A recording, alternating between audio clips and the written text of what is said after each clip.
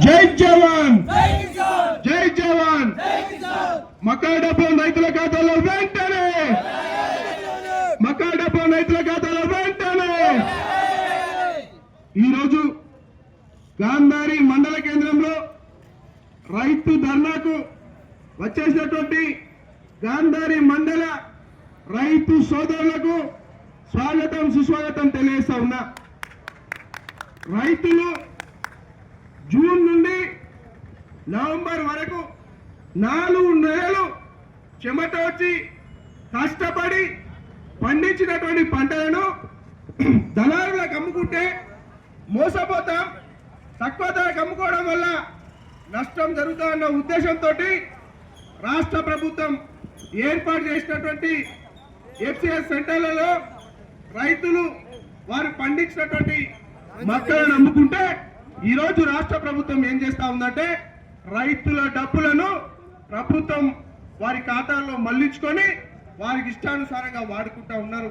ఈరోజు ఈ రాష్ట్ర ప్రభుత్వాన్ని గాంధారి మండల రైతు సోదరులతో అడుగుతా ఉన్నాం, మీ అయ్యా జాగిరా, రైతుల మక్కా డబ్బులు మీ అయ్యా జాగిరా అని చెప్పి మీరు వాడుకుంటారని చెప్పి మేము అడుగుతా ఉన్నాం.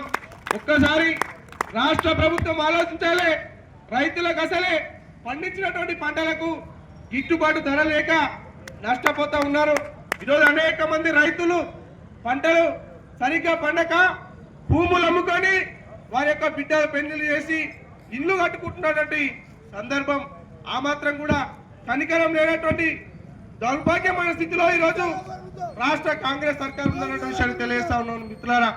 అదేవిధంగా గాంధారి మండలం అంటేనే మక్కలను ఎక్కువ పండించేటువంటి మండలం. మరి ఈ మండలం మీద స్థానికంగా ఉన్నటువంటి ఎమ్మెల్యే గారు ఏం చేస్తా ఉన్నారో ఒక్కసారి వారు ఆత్మవిమర్శ చేసుకోవాలి.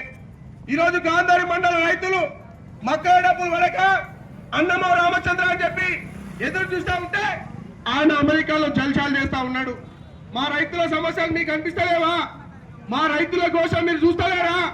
ఇకనైనా ఈ నియోజకవర్గ ఎమ్మెల్యే మదన్ మోహన్ గారు స్పందించి వెంటనే రైతుల ఖాతాల్లో డబ్బులు వేయకుంటే పెద్ద ఎత్తున మీ యొక్క క్యాంపు కార్యాలయాన్ని ముట్టడిస్తామని చెప్పి హెచ్చరిస్తా ఉన్నాం.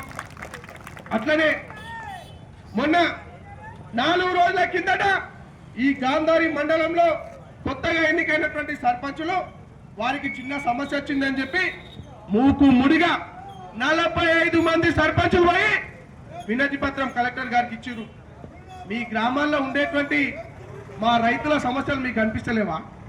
3 నెలల నుంచి రైతులు అమ్ముకున్నటువంటి మక్క డబ్బులు ఖాతాలో పడక రైతులు అరిగామగోస పడతా ఉంటే అవి మీ కళ్ళకు కనిపిస్తలేవు. కానీ మీ సర్పంచ్కి అన్యాయం జరిగిందంటే వినతి పత్రం ఇచ్చారు.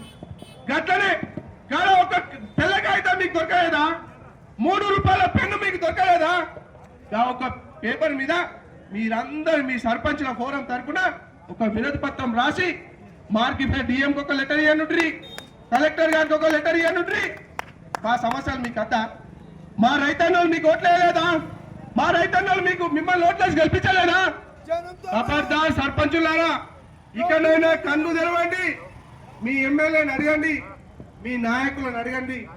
మా రైతుల డబ్బులను ఖాతాల్లో వేయకుంటే మీరు అనుకుంటుండొచ్చు కొత్తగా వీల్ చైర్లో కూర్చొని గిర్రా గిర్రా గిర్రా గిర్రా తిరుగుతాం అనుకుంటుండొచ్చు.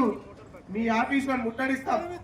ఎందుకంటే ఒక్కొక్క గ్రామంలో దాదాపుగా 100 నుండి 150 మంది రైతులకి ఇలా మక్క డబ్బులు రావాల్సినటువంటి సందర్భం. ఇకనైనా మీరు స్పందించండి, రైతులకు మద్దతు ఇవ్వండి, రైతుల వెనకాల మీరు ఉండండి. మీకు అండగా మేముంటాం. లేని పక్షంలో పెద్ద ఎత్తున ఆందోళన కార్యక్రమాలు చేస్తాం. ఎమ్మెల్యే క్యాంపు కార్యాలయాన్ని ముట్టడిస్తామని చెప్పి హెచ్చరిస్తూ ఈ అవకాశం ఇచ్చినటువంటి రైతు సోదరులకు ధన్యవాదాలు తెలియజేస్తా ఉన్నాను. జై హింద్, జై భారత్, జై తెలంగాణ, జై జవాన్, జై కిసాన్.